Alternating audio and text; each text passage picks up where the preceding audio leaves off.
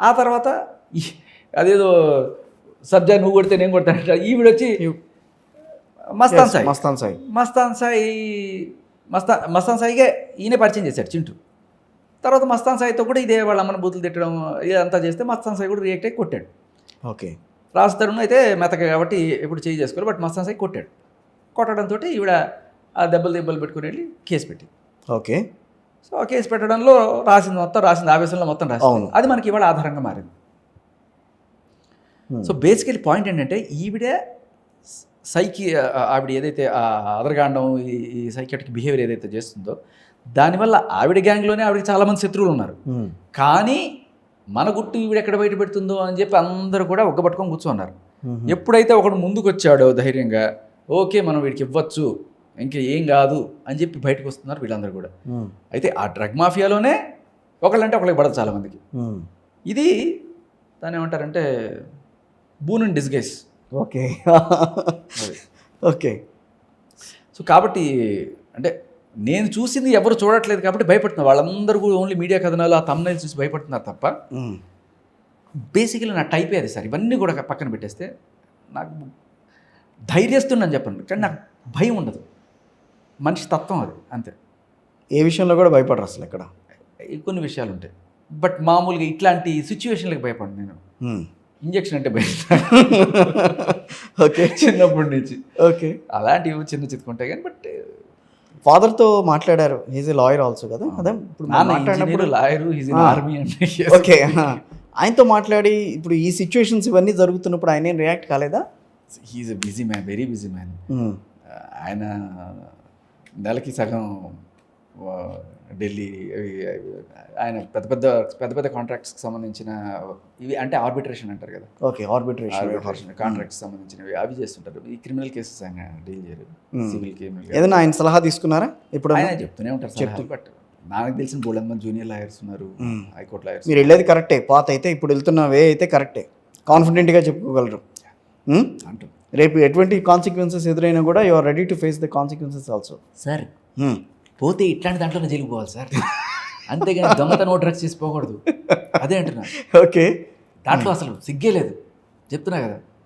కానీ సమాజం ఎట్లా చూస్తుందంటే ఈ రోజున ఒక ఆడదాన్ని ఇబ్బంది పెడుతున్నాడు ఈయన శేఖర్ భాష అన్న యాంగిల్లో ఆలోచిస్తోందేమో కాదా? నిజంగా నేను అనుకుంటే ఒక అమ్మాయి అన్నయ్య నాకు ఇంత దారుణంగా అమ్మాయి చేసిందని, కానీ నాకు ఒక అబ్బాయి చెప్పినా నేను అంత కరగనేమో, కానీ అమ్మాయి చెప్పగానే ఈ అమ్మాయి ఫస్ట్ ఎవరైతే నాకు అన్యాయం జరిగింది రాగానే ఎలా అయితే మీడియా అంతా కరిగిపోయి ఇట్లా వచ్చిందో, ఈ అమ్మాయి చెప్పగానే నాకు అంతా ఇదైపోయింది సార్. నాకు సొంత చెల్లెలో నా కూతురు అన్న ఫీలింగ్ వచ్చింది నాకు. అమ్మాయి మొన్న ఒక ఛానల్లో చూసాను, కరాటే కళ్యాణ్ గారితో కూర్చున్నారు ఏంటి. అవును. ఆవిడ కూడా అంటే బేసికలీ ఆవిడ మహిళా పక్షపాతి అలా మాట్లాడుతుంటారు, బట్ ఆవిడే రియలైజ్ అయిపోయింది. నేను చూపించిన ప్రూఫ్స్ అవన్నీ చూసిన తర్వాత ఆవిడ క్లియర్ కట్గా లేదండి మనం ఇట్లాంటి వాళ్ళకి సపోర్ట్ చేయకూడదు, షీ ఈజ్ సంథింగ్ డిఫరెంట్ అని చెప్పి ఆవిడ షీ బ్యాక్ ఆఫ్. తర్వాత ఎప్పుడు కూడా తను రావడం అంతెందుకు సంధ్య గారితో కూడా మాట్లాడాను నేను.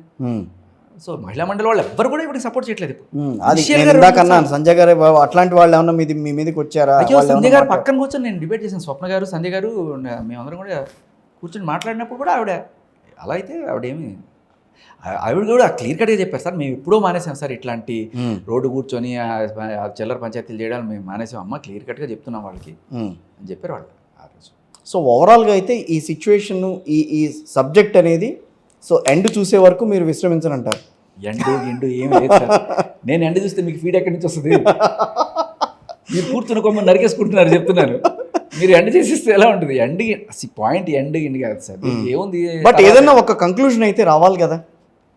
కంక్లూజన్ అంటే ఏముంది సార్, ఆ అమ్మాయికి తగిన శిక్ష పడాలని కోరుకుంటున్నారు ఈ వీళ్ళందరూ కూడా, అమ్మాయి బాధితులందరూ కూడా. ఆ అమ్మాయి వాళ్ళ అమ్మ మాట్లాడింది సార్, అమ్మాయిని అండమాన్ జైల్లో మనిషి అనేవాళ్ళు లేకుండా ఉన్న చోట్ల పెట్టాలి సార్, అట్లాంటి శిక్ష పడాలి సార్ ఆవిడకి అని చెప్పి వాళ్ళ అమ్మ చెప్తే నాకు ఎంత బాధేసింది. అంటే ఇన్నాళ్ళు ఈ ప్రూఫ్ లేక ఆవిడ మనం అందరం కూడా భరిస్తూ వచ్చారని అంటారు. ఆ ఏడుపులు ఆ నటన ఇవన్నీ చూసి, బట్ క్లియర్ కట్గా ఒకదందరూ ఇంత చూపించిన తర్వాత కూడా ఆవిడ వచ్చి ఇదంతా మేము ఫ్లర్టింగ్ అండి అంటే ఇంకా నేను చెప్పను, నేను పోతా అనుకున్నాను. నేను మీరే డిసైడ్ చేసుకోండి బాబు నాకు ఇంకెందుకు అని. బట్ అది చిన్న విషయం సార్, ఇది చాలా పెద్ద విషయం. ఇది నా కాజ్ కాదు, నా ఫైటింగ్ కాదు. కాకపోయినా కూడా పాపం ఆ అమ్మాయి చెప్పిన దాంట్లో నిజం ఉంది, దాంట్లో ఎటువంటి అబద్ధం లేదు. ఎందుకంటే నేను ఆ అమ్మాయి కాల్ రికార్డ్స్ అన్నీ విన్నాను. చాలా లోతుగా విశ్లేషించిన తర్వాతే నేను ఆ అమ్మాయి పక్షాన్ని నిలబడ్డాను. రైట్. ప్రీతి అమ్మాయి పేరు. ఈ అమ్మాయి బాధితురాలు. ఓకే. ప్రీతితో పాటు అబ్బాయి బాయ్ ఫ్రెండ్ ఉదయ్ కూడా బాధితుడి పాపం. ఇలా చాలామంది ఉన్నారు. ఒక అబ్బాయి ఆత్మహత్య చేసుకొని చచ్చిపోయాడని వీళ్ళు చెప్తున్నారు. అబ్బాయి పేరు అర్పిత్ అట. ఓవర్ డోస్ అయ్యి పిచ్చిగా అయిపోయి అలా. So the entire matter is related to the drugs and drug peddlers. So వాళ్ళ మీద మొత్తం మ్యాటర్ మీరు అడగాల్సిన అసలు కోసం అడగలేదు. ఇంత జరుగుతున్నా కూడా రాజ్ తరుణ్ ఇవన్నీ కూడా ఎలా చూస్తూ సహించాడని చెప్పి మరి అవన్నీ సరే. ఇప్పుడు మొన్న బస్ట్ అయినట్టు విషయం తెలిసింది, నేను చూశాను కాబట్టి. ఏం చేయలేడు, అదే అంటున్నా. అంత అదరగాను, అంత బ్లాక్ మెయిలింగ్లో ఇంకా ఎవడు మాత్రం ఏం చేయగలడు?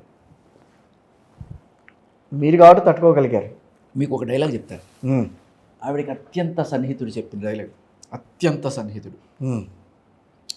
నేను చెప్తున్నా, వాళ్ళని వీళ్ళు కాదు, మోడీనైనా సరే అది ఇరికించగలదు అన్నాడు. ఓ, అది వాళ్ళ కెపాసిటీ అని చెప్పాడు.